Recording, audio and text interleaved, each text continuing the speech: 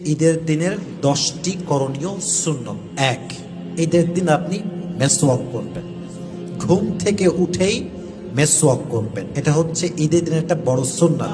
2, ঈদের দিন বাহিরে বের হওয়ার আগে অর্থাৎ ঈদগাহে যাওয়ার আগে এটা সুগন্ধি ব্যবহার করবেন। 3 নম্বর হচ্ছে ঈদের দিন গোসল করা, তবে এটা ঈদগাহে যাওয়ার আগে করা উত্তম। 4 নম্বর সুন্নাত হচ্ছে ঈদের দিন ঈদগাহে যাওয়ার পূর্বে কিছু একটা মুখে দিয়ে যাওয়া খাবার খেয়ে যাওয়া উত্তম। 5 নম্বর সুন্নাত হচ্ছে ঈদের দিন ঈদের নামাজ পড়তে হেঁটে যাওয়াটা হচ্ছে সুন্নত, হেঁটে যাওয়া হচ্ছে উত্তম।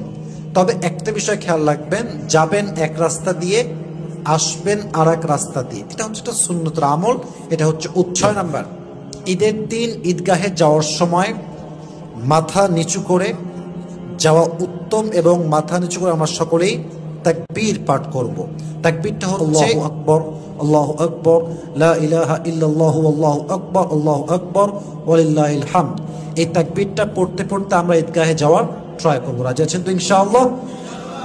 7 number, from your best level of capacity you have to be well dressed, যতটুকু পারা যায় নিজেকে ভালো পোশাকে নিয়ে আসার ট্রাই করুন। 8 নাম্বার, নামাজের জন্য যখন আপনি ঈদগাহে যাবেন তার পূর্বে মানে নামাজের পূর্বে সাদাকায়ে ফিতর দেওয়াটা অনেক বড় উত্তম একটি কাজ। যদি আপনি তখন না করতে পারেন তাহলে কিন্তু আপনার সাদাকাটা আদায় হবে না ফিতর হিসেবে। আমি আগেও বলেছি ঈদের নামাজের আগে যে ফিতরা আদায় করবে এটা হবে তার ফিতরা অনুযায়ী, অর্থাৎ এটা তার ফিতরা হিসেবে কবুল করা হবে।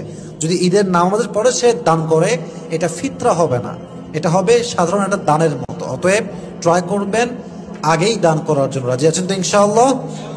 9 নাম্বার, ঈদের দিন আপনার মনে যত কষ্ট থাক, যত দুঃখ থাক, ঈদে নতুন জামা কিনতে পারেন নাই, ভালো পোশাক পরতে পারছেন না, আব্বা আম্মা গরিব ঘরের সন্তান আপনি, সব কিছু ভুলে গিয়ে ঈদের দিন নিজের চেহারা একটা মুচকি হাসি রাখবেন।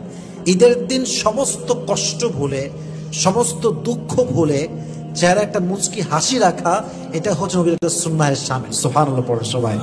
সর্বশেষ 10 নম্বর আমলটা হচ্ছে আনন্দ অভিবাদন বিনিময় করা, এটা হচ্ছে ঈদের একটা মুস্তাহাব আমল, একটি ভালো আমল, উত্তম আমল।